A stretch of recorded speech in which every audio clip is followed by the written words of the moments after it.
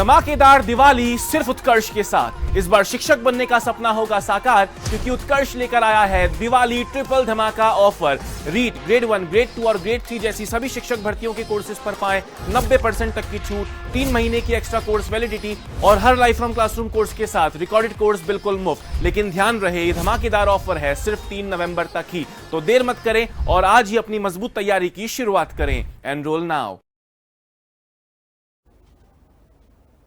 हाँ जी दोस्तों, नमस्कार। और आज हम पुनः उपस्थित हैं एक मनोविज्ञान के महत्वपूर्ण प्रश्नशाला के साथ में, और हम बात करेंगे आज आपके रीट अंतिम प्रहार 2025 की सीरीज के अंतर्गत, जो रीट 2022 के अंतर्गत फोर्थ जो पारी का पेपर हुआ था उस पर हम चर्चा करने वाले हैं, उसका हम सॉल्यूशन रखने वाले हैं। तो आपको ये ध्यान होना चाहिए कि हमें कौन कौन सी परीक्षाओं में कौन कौन से प्रश्न आए हैं, तो उनकी सारी चीज़ों का आपको पता होना चाहिए। तो यहाँ से हम शुरू करने वाले हैं दोस्तों। इससे पहले आपके लिए एक महत्वपूर्ण सूचना जो कि आपको ध्यान देने योग्य बात है, और वो है दोस्तों ये देखिए, पहला, उत्कर्ष के सभी टेस्ट सीरीज पर आप 90% की छूट पा सकते हैं। डिस्काउंट आपको 90% देर का, और ये ऑफर आपका 24 से 3 नवंबर तक रहेगा। दूसरा, इस दिवाली उत्कर्ष के साथ कीजिए अपने सपनों को साकार, और शिक्षक भर्ती के सभी ऑनलाइन कोर्सेज पर आपको ये 90% छूट प्लस एक्स्ट्रा वैलिडिटी 3 मंथ की और रिकॉर्डेड कोर्स फ्री मिल रहे हैं विद लाइव फ्रॉम क्लासरूम। ये भी आपको उपलब्ध है, 90% पर आपको पूरा कोर्स मिल रहा है। उत्कर्ष दिवाली धमाका ऑफर, सभी टेस्ट सीरीज पर 90% की आपको छूट मिल रही है। उत्कर्ष बुकशाला की रीट पुस्तकों पर 80% डिस्काउंट मिल रहा है, इस बात को आपको ध्यान देना है। चर्चा है, उत्कर्ष बुकशाला की रीट की पुस्तकों पर 80% डिस्काउंट है, आपका रीट जितनी पुस्तकें हैं उन सभी पर। और फिर उत्कर्ष बुकशाला ग्रेड 1, 2, 3 की पुस्तकों पर 80% डिस्काउंट दिया गया है। फिर हम बात करेंगे 2024 रीट बाल विकास एवं शिक्षण विधियों में जो 2022 का शिफ्ट 4 का पेपर है, इन पर हम चर्चा करने वाले हैं। तो ये देखिए दोस्तों जी, निम्न में से सीखने की प्रक्रिया में शामिल है शारीरिक, मनोवैज्ञानिक, पर्यावरणीय सभी। तो ये आपको जवाब देना है, क्या जवाब रहेगा आपका? तो दोस्तों ये चारों ही कारक सीखने की प्रक्रिया में शामिल होते हैं, तो उत्तर हो जाएगा आपका डी, राइट आंसर हो जाएगा। चलिए जनाब, फिर हम चर्चा करेंगे प्रश्न संख्या 2 की। वो निकटतम वातावरण जिसमें व्यक्ति रहता है सूक्ष्म प्रणाली, मीजो सिस्टम, एक्सो सिस्टम और कालक्रम।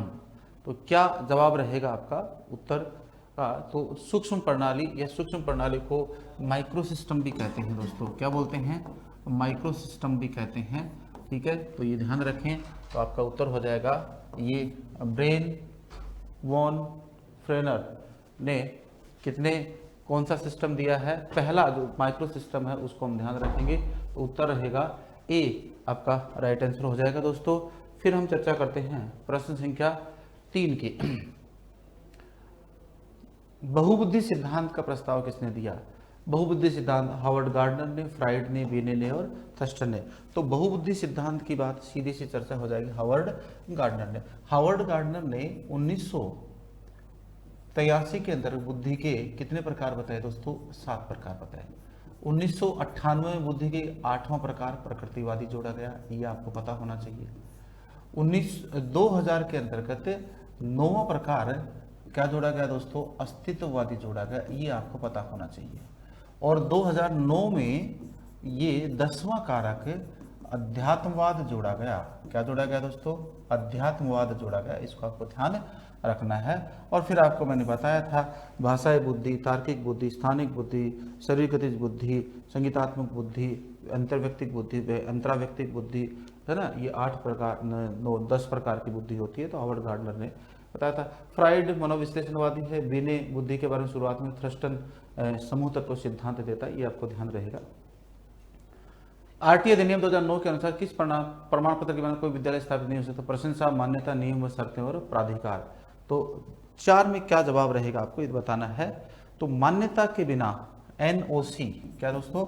एनओसी धारा आरटीई एक्ट 2009 की धारा भाई साहब 18 और 19 में विद्यालय की मान्यताओं का प्रावधान दे रखा है, ये ध्यान रखना। तो आपका उत्तर हो जाएगा मान्यता। और फिर बात करते हैं प्रश्न संख्या 5। प्रश्न संख्या 5 की बात करें, अनुभव द्वारा उत्पन्न व्यवहार या व्यवहार क्षमता में किसी प्रकार अपेक्षक स्थायी परिवर्तन को अधिगम कहा जाता है। दोस्तों क्या कहा जाता है? अधिगम कहा जाता है। तो उत्तर हो जाएगा इसका ए, राइट आंसर हो जाएगा क्या? ए हो जाएगा। इस बात का ध्यान रखें। आरटीए अधिनियम 2009 के अनुसार प्रारंभिक शिक्षा का अर्थ पहली कक्षा से 8वीं तक की कक्षा, प्रथम श्रेणी से पहले की कक्षा 8वीं से 12वीं तक की शिक्षा की। तो उत्तर हो जाएगा, सामान्य सा प्रश्न पेपर है, ये पहली कक्षा से 8वीं तक की शिक्षा हो जाएगा इसका उत्तर। तो ये आपका उत्तर हो जाएगा ए। फिर आता है प्रश्न संख्या 7।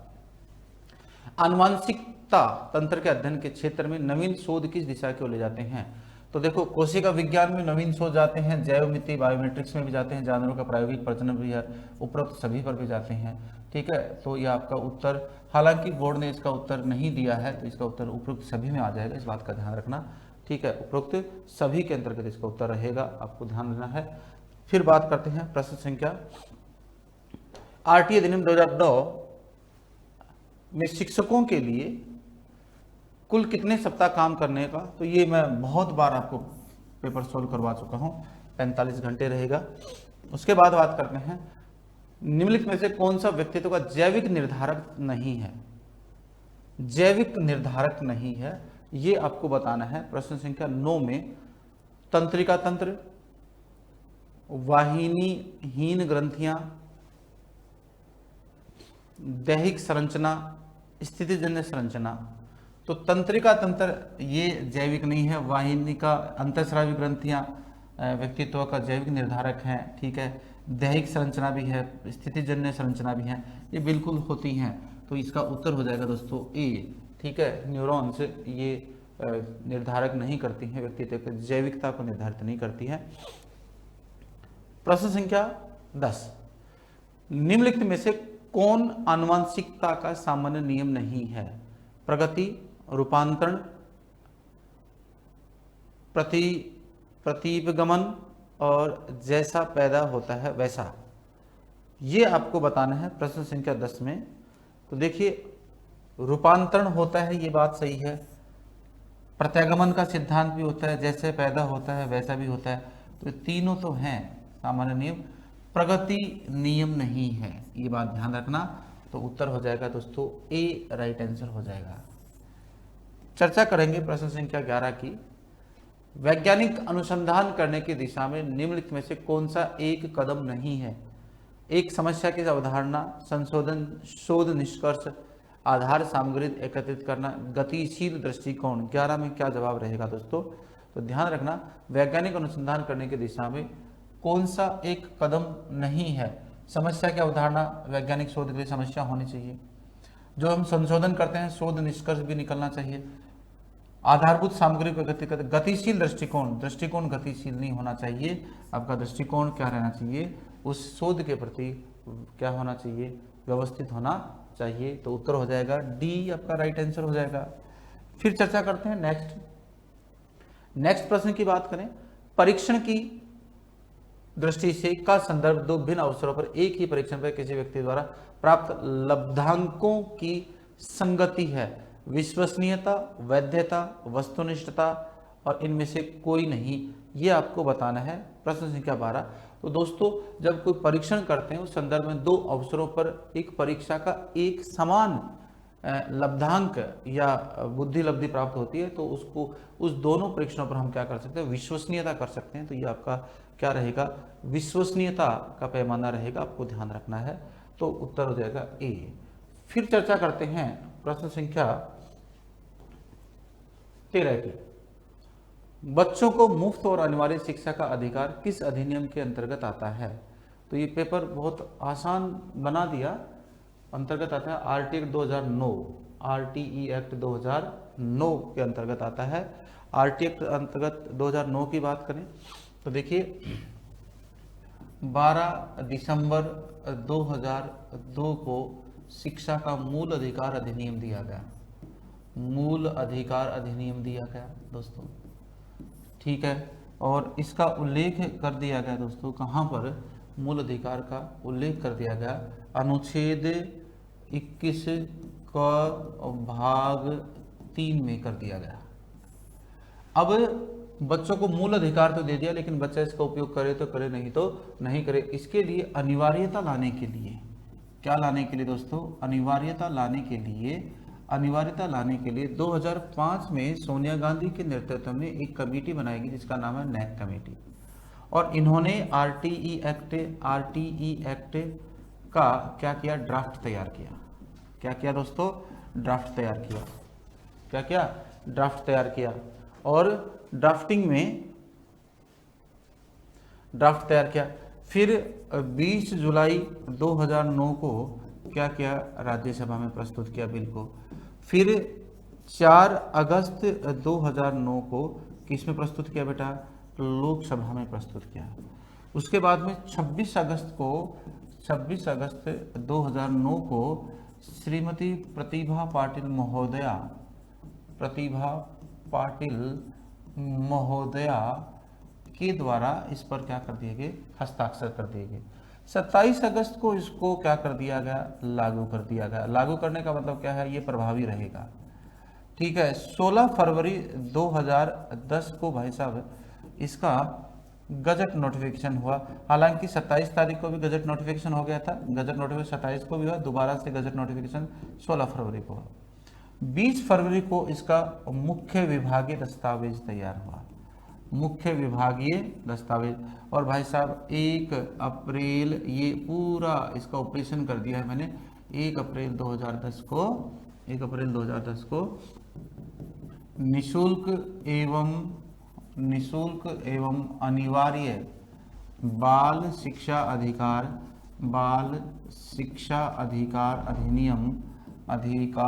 अधिनियम 2009 क्या हो रहा दोस्तों, लागू हुआ। ये लीजिए जनाब, आपका आरटी एक्ट के बारे में सारी सूचनाएं मैंने आपको दे दी हैं। फिर चर्चा करें। शिक्षकों को मानसिक रूप से विक्षिप्त लोगों को निर्देश देते समय यह ध्यान रखना चाहिए कि परीक्षा उत्तीर्ण करने में सक्षम है, अधिक व्यावसायिक कौशल सिखाएं, सामान्य बच्चों के साथ प्रतिस्पर्धा करने के लिए कड़ा परिश्रम करें, लगातार प्रतिस्पर्धी खेलों में समय बिताए। 14 का क्या जवाब रहेगा दोस्तों, ये मानसिक रूप से विक्षिप्त लोगों को निर्देश देते समय हमें ध्यान रखना चाहिए कि हमें उन्हें अधिक से अधिक व्यावसायिक कौशल सिखाने की कोशिश करें, ताकि व्यावसायिक कौशल सिखाएंगे तो उनमें हस्तगामक कौशल का विकास होगा। हस्तगामक कौशल का क्या होगा दोस्तों, विकास होगा। और हस्तगामक कौशल विकास होगा तो वो अपनी जीवन यापन कर सकते हैं, ये आपको ध्यान रखना है। चलिए जनाब चलते हैं 15 नंबर, पारितोषिक एवं दंड के माध्यम से सीखना। पारितोषिक एवं दंड के माध्यम से सीखना होता है दोस्तों अनुक्रिया उद्दीपक सिद्धांत से। क्या होगा दोस्तों, अनुक्रिया उद्दीपक सिद्धांत से। और अनुक्रिया उद्दीपक सिद्धांत को क्या बोलते हैं, आरएस थ्योरी। ये किसने दिया था, स्किनर ने दिया था। स्किनर ने पुनर्बलन सिद्धांत है ना, सक्रिय क्रिया पुनर्बलन, कौन सा दोस्तों, सक्रिय क्रिया पुनर्बलन सिद्धांत ये दिया। और पुनर्बलन की अवधारणा के आधार पर अभिप्रेरकों के प्रकार बताए, एक तो जैविक अभिप्रेरक और एक बताया दोस्तों अर्जित अभिप्रेरक। जैविक अभिप्रेरक क्या होते हैं, वंशानुगत होते हैं। क्या होते हैं दोस्तों, वंशानुगत होते हैं। ये आनुवंशिक होते हैं। कैसे होते हैं, आनुवंशिक होते हैं। या ये जन्मजात होते हैं। क्या होते हैं, जन्मजात। भूख, प्यास, नींद और क्या दोस्तों, सेक्स। इसके साथ साथ अर्जित अभिप्रेरक की बात करें तो ये कहाँ से प्राप्त होते हैं, वातावरण से प्राप्त होते हैं। इसके साथ साथ ये होते हैं जैसे मान सम्मान पद प्रशंसा, और मान सम्मान पद प्रशंसा आदि। ठीक है, उसके बाद में ये आपका उत्तर तो हो जाएगा कौन सा, क्रिया प्रसूत अनुबंधन सिद्धांत हो जाएगा, कोई दिक्कत नहीं है। फिर अभिप्रेरकों के, अर्जित अभिप्रेरकों के 2 प्रकार, एक तो होता है दोस्तों पुनर्बलन, ठीक है, और एक होता है दोस्तों आपका दंड। इन दोनों के 2 प्रकार, सकारात्मक दंड और नकारात्मक दंड। और इसके भी 2 प्रकार, सकारात्मक दंड और नकारात्मक दंड। एक बात महत्वपूर्ण ध्यान रखना, एक सवाल पूछा गया है यहाँ पर कि मादा कुत्ता अपने 7 बच्चों में से, कितने, 7 बच्चों में से 4 बच्चों को खा जाती है और 3 बच्चों को वो क्या करते थे, जिंदा रख लेती है। ये कौन से अभिप्रेरक से, जैविक अभिप्रेरक, कौन से, भूख से ग्रसित है।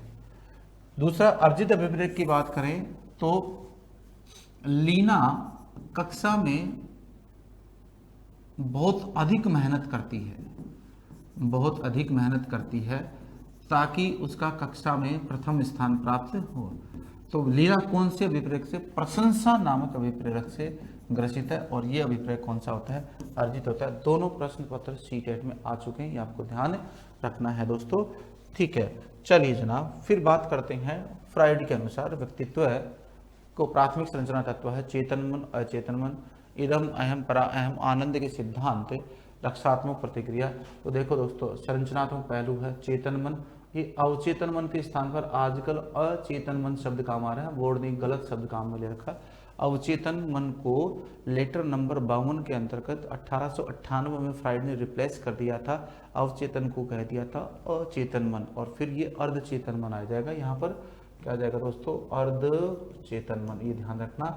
इदम अहम प्राहम, ये है आनंद के सिद्धांत, रक्षात्मक प्रतिक्रिया, प्राथमिक संरचनात्मक तत्व है। तो उत्तर हो जाएगा 16 के अंदर आपका 16 का 1 सेकेंड 16 का संरचनात्मक पूछ रहा है ना। अच्छा, ओके ओके ओके, चलो। इड अहम और पराहम संरचनात्मक है, ठीक है। ये अर्धचेतन नहीं दे रखा इसलिए गलत हो गया, तो उत्तर हो जाएगा आपका बी। मैं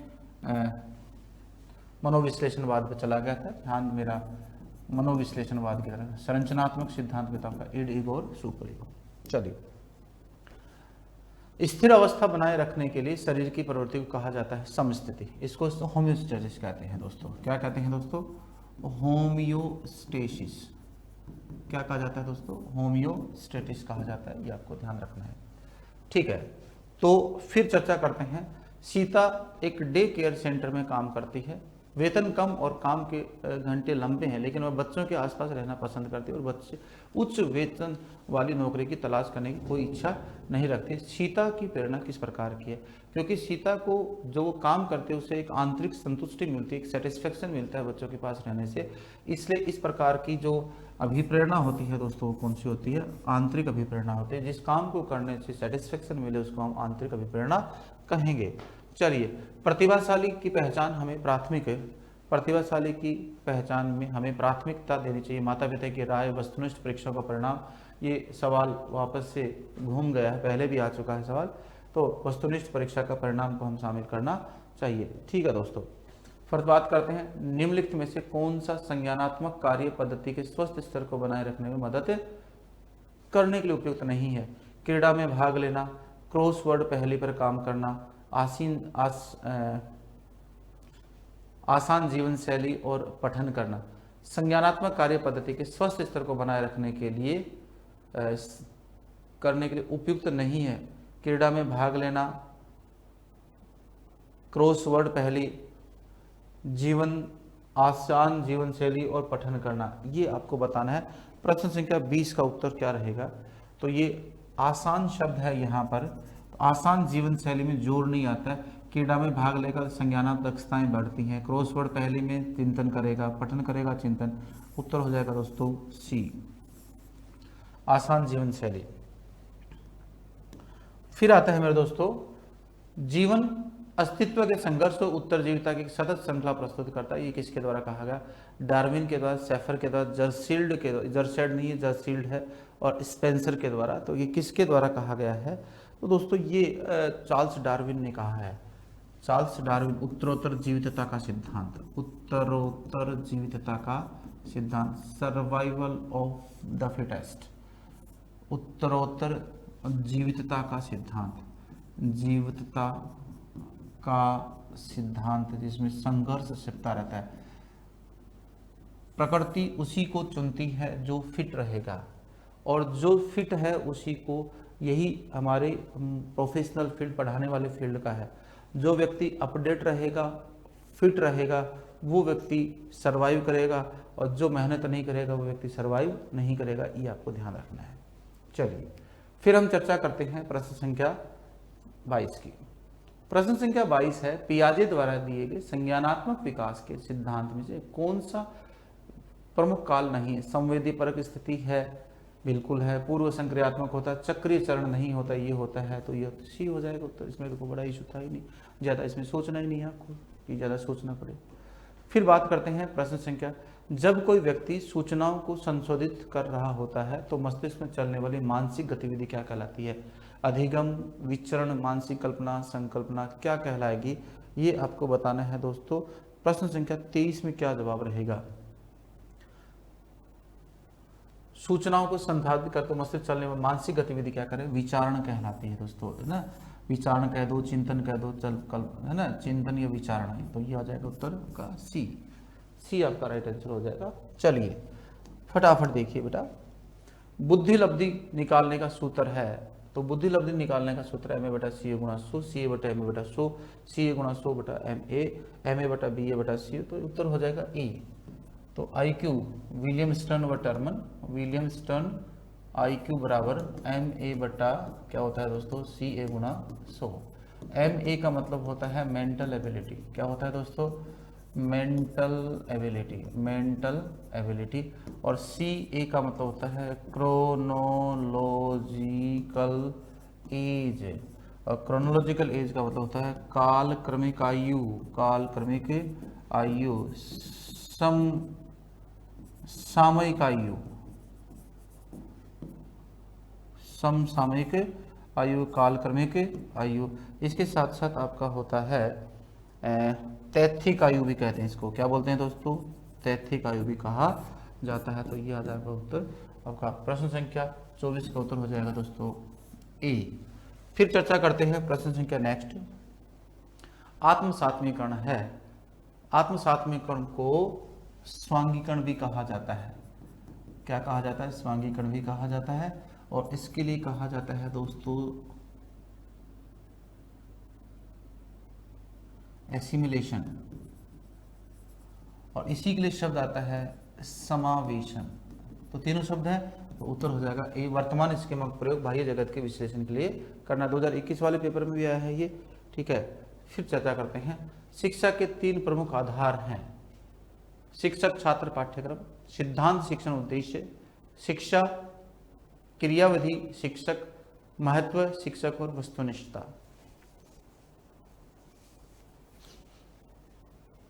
तो ध्यान रखें, शिक्षा के 3 भाग हैं, पढ़ाने वाला, पढ़ने वाला और क्या पढ़ा जाएगा वो, तो उत्तर हो जाएगा ए आपका राइट आंसर हो जाएगा। क्या रहेगा दोस्तों?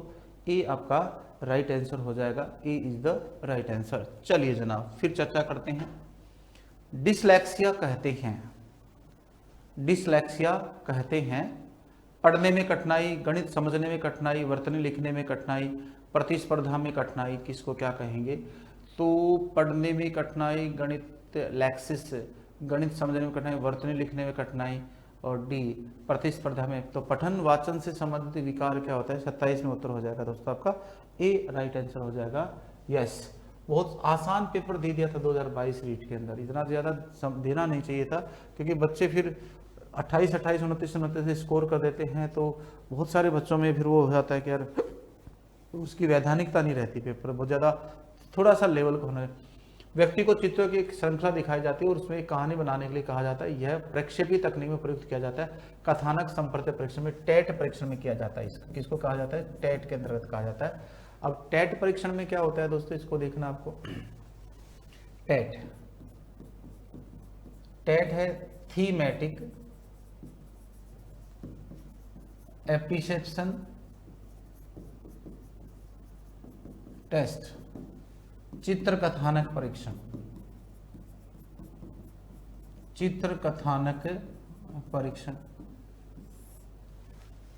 ठीक है। चित्र कथानक परीक्षण के अंतर्गत कुल 30 कार्ड प्लस 1 कार्ड खाली कार्ड, 30 कार्ड में से 10 कार्ड मेल के, 10 कार्ड फीमेल के, 10 कार्ड मेल ओब्लिग फीमेल के। एक परीक्षण करने के लिए टोटल 10 कार्ड की आवश्यकता होती है, 20 कार्ड की। इनको परियोज्य कार्ड कहते हैं बेटा, क्या कहते हैं? परियोज्य कार्ड कहते हैं, ठीक है। तो 20 कार्ड से ही प्रयोग हो जाता है, ठीक है। उसके बाद में कुल 5 कार्ड न्यूनतम प्रयोज्य कार्ड होते हैं, 5 कार्ड से परीक्षण किया जा सकता है, ये आपको ध्यान रखना है, ठीक है। डॉक्टर उमा चौधरी और एसपी कुलश्रेष्ठ ने, उमा चौधरी और एसपी कुलश्रेष्ठ ने 12 टेट के कार्ड का भारतीयकरण किया। इसके साथ साथ एचसी गुप्ता ने 14 टेट के कार्ड का भारतीयकरण किया। और जो चाइल्ड एप्रिसिएशन टेस्ट है उसका भाई साहब डॉक्टर उमा चौधरी ने 10 के 10 कार्ड का क्या किया, भारतीय परीक्षण किया था। ये आपको भी विशेष रूप से भी ध्यान रखना है। चलिए फिर बात करते हैं प्रश्न संख्या 29 की। और 29 की बात करते हैं, निम्न में से कौन सी व्यक्तित्व का आकलन करने के लिए व्यक्तिगत विधि नहीं है। व्यक्तित्व का आकलन करने के लिए व्यक्तिगत विधि नहीं है। व्यक्तिगत इतिहास विधि, साक्षात्कार तकनीकी, वस्तु सूची तकनीकी विधि और निर्धारण मापनी विधि, ये आपको बताना है। तो प्रश्न संख्या में उत्तर हो जाएगा निर्धारण मापनी विधि व्यक्तिगत विधि नहीं होती, ये ध्यान रखना। और बाकी की सारी क्या है, व्यक्तिगत विधि होती हैं। प्रश्न संख्या 30, कौन से मंदता के वर्गीकरण के अंतर्गत नहीं, हल्की मंदता, मध्यम मंदता, गंभीर मंदता और तीव्र मंदता। तो तीव्र मंदता ये अति गंभीर मंदता आती है, तीव्र मंदता न होकर तो उत्तर हो जाएगा ये होती हल्की, मध्यम और गंभीर मंदता होती है, तीव्र मंदता शब्द नहीं होता है। तो ये आपको डी राइट आंसर हो जाएगा। तो ये रहा आपका दोस्तों आज का ये अंतिम प्रश्न पत्र था आपका रीट 2022 का जो अंतिम शिफ्ट थी, 4th शिफ्ट थी वहाँ का। बहुत आसान सा पेपर था, इसमें जोर आने वाला नहीं था। और मैं जहाँ तक उम्मीद करता हूँ इस पेपर, आई थिंक ये पेपर रद्द भी हो गया था शायद, पता नहीं, मुझे कंफर्म नहीं है, बता रहे थे हाँ रद्द हुआ था शायद ये रीट वाला पेपर। और ये पेपर बहुत आसान से पेपर थे और इसमें स्कोर बहुत आसानी से हो सकता है, 30-30 का स्कोर भी किया जा सकता है, कोई बड़ा इशू नहीं, क्योंकि 2-3 सवाल तो इसमें गलत ही थे, बड़ा इशू नहीं। अब एक बार आपको पुनः मैं आपको याद दिला दूं दोस्तों कि आपके लिए विशेष जो एक आपके लिए वो हैं,